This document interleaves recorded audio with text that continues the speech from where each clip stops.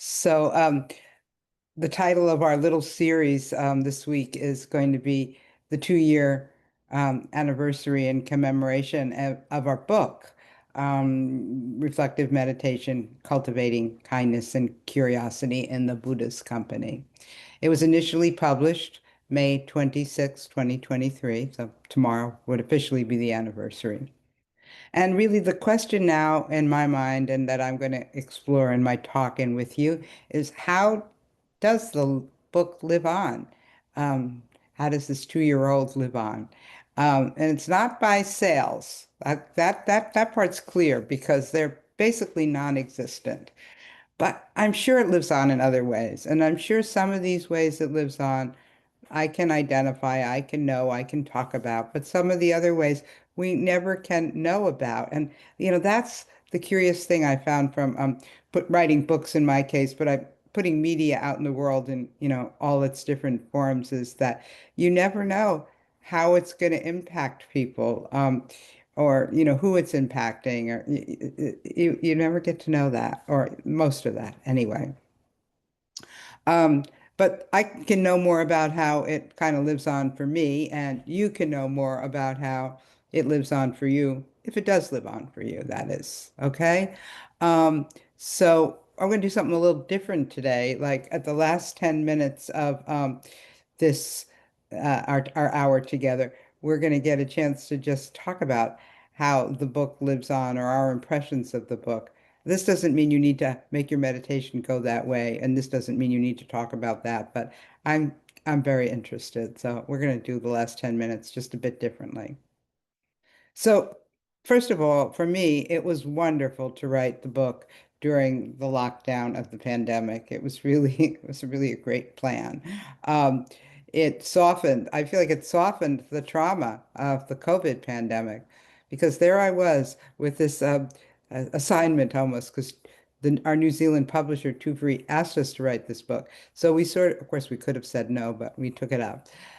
So I had this something inspiring and absorbing to do while I was home for, I thought it was going to be days, but then it was months, and I don't know how long it really was. It wasn't a clear cutoff, like now we go out. Now we go out a little bit and maybe a little bit more.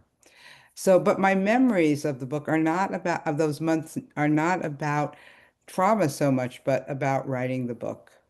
And now, trauma and creativity are linked. I think we know that. Many creatives live with a lot of trauma. So I went to AI, and this is what AI had to say about it. Trauma and creativity are intricately linked, with trauma sometimes acting as a catalyst for creative expression, and conversely, creativity serving as a pathway for healing and processing trauma. While trauma can initially disrupt or stifle creativity, it can also deepen and enrich creative pursuits, especially in the context of healing and resilience. And of AI, back to my words. Not only the book itself, the product lives on, but for me, but also something that came from the process of writing it. And a lot of it for me is about how it brought Linda and I more closely into collaboration. And that collaboration lives on, continues to nurture me and sustain me. And it brought our ideas together. We had to really think through some of this Dharma. We had to think through it deeply. We had to, find how to best express it, in how to express it creatively, which, I think is something that our book is a little stands out from a lot of the other Dharma books, that we really were trying to find a creative expression for reflective meditation. And another way it lives on, which I'm actually quite happy about, is that I use the book when I teach. Lately, I've been invited to teach at several venues in the Portland area, and I find I don't have to find new words to for talk about reflective meditation in the Dharma. I can read parts of the book, um, and then when I was writing it, I had a good idea. I'm co-teaching a pottery and reflective meditation workshop here in Portland next week, and I'm going to read the section on unconventional creativity, because, by the way, that's what the workshop is about. Okay, it's true. I can get discouraged that the book is not selling. S- But I go to the teachings, the Dharmic teachings on conditionality. And of course, that always helps. At least that's how I see it. First, for one thing, the book market is so different. I published three other books in the past that I co-authored. But the marketplace is completely different than when the last book got published in 1994. Instead people aren't reading books so much these days. Oh, and then, another thing I thought about is back in the early 1980s, I worked in a spiritual bookstore, and a lot because I wanted to see the books firsthand that came out on meditation. And it was a little section of Buddhist meditation. It was a section of the bookshop, like, maybe this big, and I could get every book when it first published.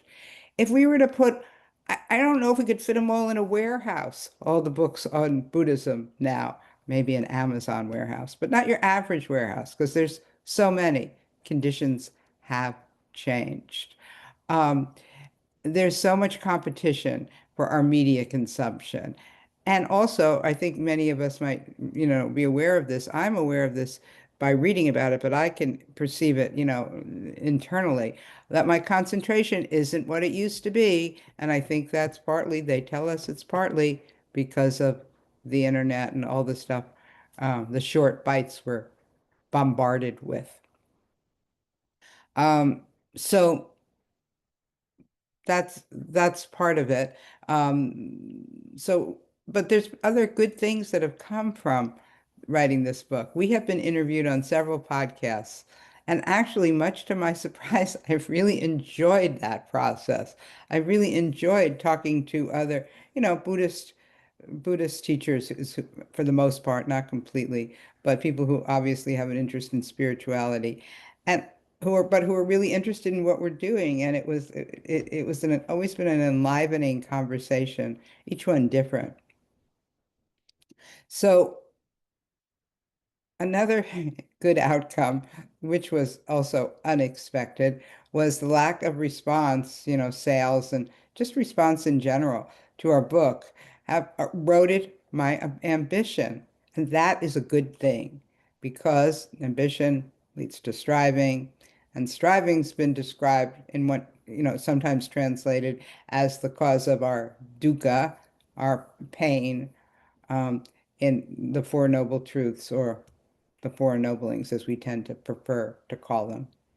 So um, for the most part, not completely, nothing completely gone, but I've released the book for my ambition, and that is a great relief, because it'll be what it will be, and my ambition about it is can't really even have it. But that's come into my life, about ambition about all kinds of aspects of my life. The ambition no longer has the foothold that it used to have. And I feel really good that we wrote this book. I feel good mostly because I'm leaving something for prosperity. Um, I don't know how long I'll live. I don't know how long the book will live, but, and I certainly don't know the book's future. But my hope, my intention is to leave a little legacy behind, when I'm unable to teach reflective meditation. Kind of like, this book might be my baby. She's going to grow up. She's going to have a life of her own. So then I pose the questions again to take up in the meditation or not. What about you? Do you have the book? Do you find the book easy to read? Difficult to read? Did you read it straight through? Did you read sections? Do you come back to the book? Those are just a few questions that came to my mind. But really, what is, do you have a relationship with the book, and what is it like? So on that note, we're going to meditate for our usual 30 minutes.